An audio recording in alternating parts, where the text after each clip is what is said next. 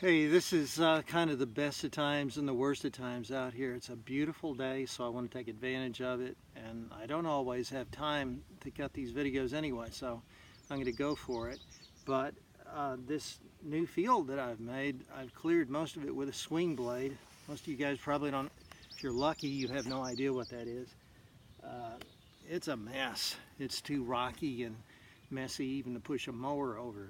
And I seem to have buggered up my right heel doing that, so I have a very sore right heel, and that's, as luck would have it, the heel that I push off from when I'm pitching.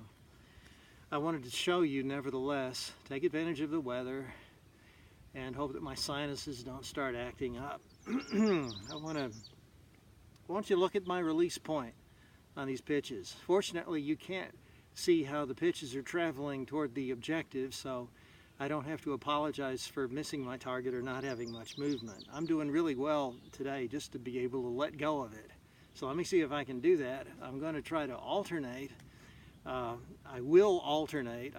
You see if you can try to find the difference in the way that I release the pitch. I hope I will make that clear.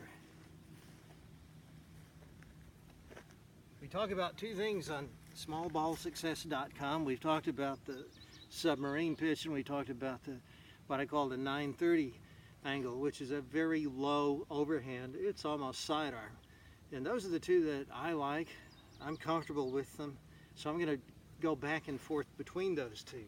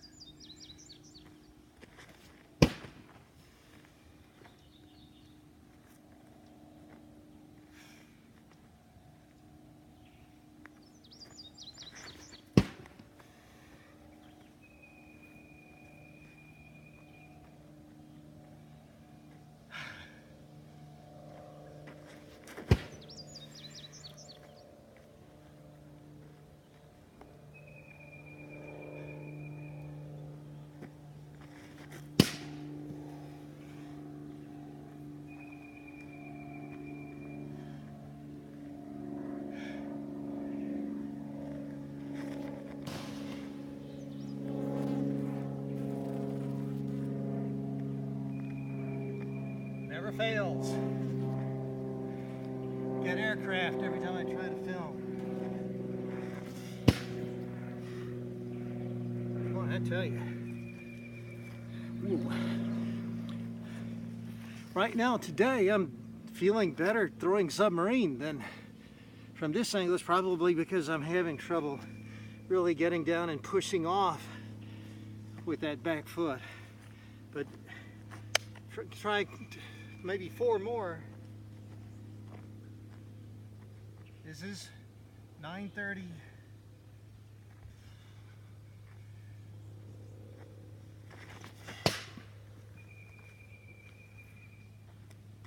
Good velocity, bad accuracy.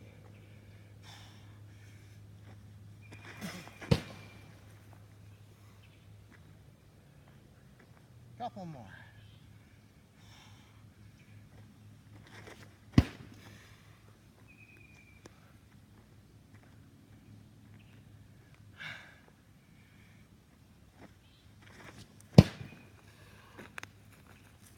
Yeah, I like throwing submarine. Though I'm ashamed to say it, my submarine pitches are probably about as fast as from this angle. They shouldn't be. I don't know how that's physically possible, but I want you to notice that I avoid from both angles throwing over my body, as they call it. In other words, I'm not coming down as practically every side armor or submariner does.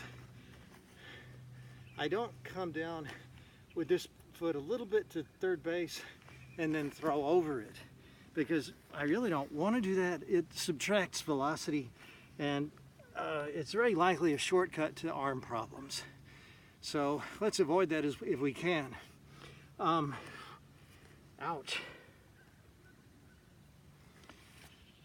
If you can work on velocity, you know, and if you're young, I'm 65, I ought to be dead. I'm not sure I'm not. But if you are young and you still have your good body and you have those joints that are forgiving, why wouldn't you attempt to throw from different arm angles? You know, guys used to do that all the time in the teens, the 20s, the 30s of the previous century. That was one of the weapons in their arsenal. It was like having a whole different pitch.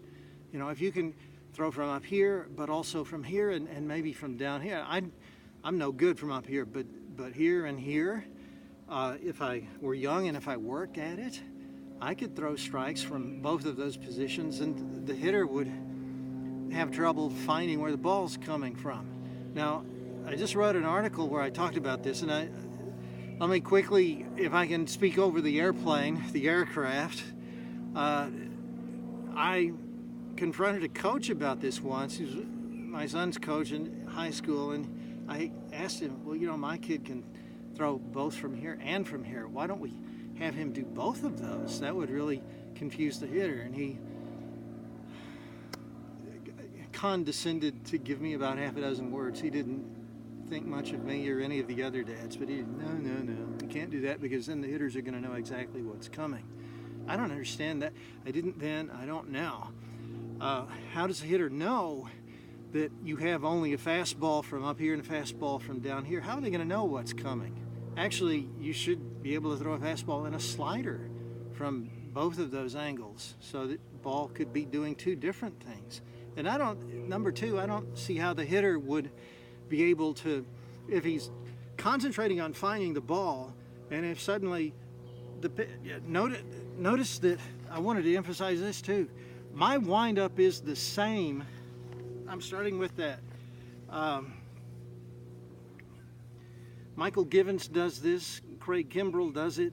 A lot of great relievers today are doing that. I hope Craig Kimbrell isn't finished, but I start up with this foot a little bit open, and I do that so that I can magnify the effect of throwing across my broad body.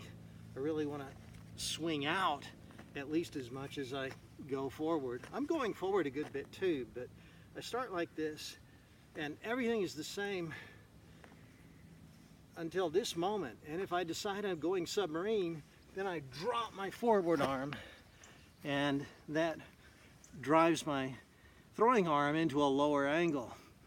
The hitter is not going to know which arm angle I'm throwing from until he sees that forward arm drop down. And by then, I'm thinking that's kind of late for him to be processing all this stuff. Oh, he's throwing submarine. When did I last see him do that? Oh, that was that fastball that kind of corkscrewed in on me. That's a whole process, a chain of thoughts that he's looking for the ball. He's not going to have time to think up all this stuff. So I think the coach was just putting me off because he wanted to do everything his way. But I don't, if I'm a short guy and I'm looking for a way, an advantage, I know that Mother Nature has already given the big tall guys an advantage over me. So I want a way to get back into the game and do some things that they can't do. Now this is going to call for me to work really hard, because in a sequence of pitches it's really hard to throw this one up here and then this one up here, to be changing your arm angle within a certain sequence of pitches to a certain hitter. It's a lot easier if you warm up for one inning this way and do nothing but submarine, and then the next inning you could do, but we're talking about within a single sequence. You have to be really good to throw strikes and not get behind in the count from two different arm angles. And that calls for dedication and work. Great. That's if you can get your advantage over other guys just by putting in the hard work and the smart work, because you have to know what your objective is. But if you can do that and get back up to the front of the pack with these other guys who aren't really thinking about anything because, hey, they were 6'3" when they were in 9th grade, so why should they have to think about anything? See, you're going to actually, as your career plays forward, you're going to be able to do so many things on the mound that they never learned how to do. So make this a possible advantage for you. Think about it, work on it, see if it fits for you.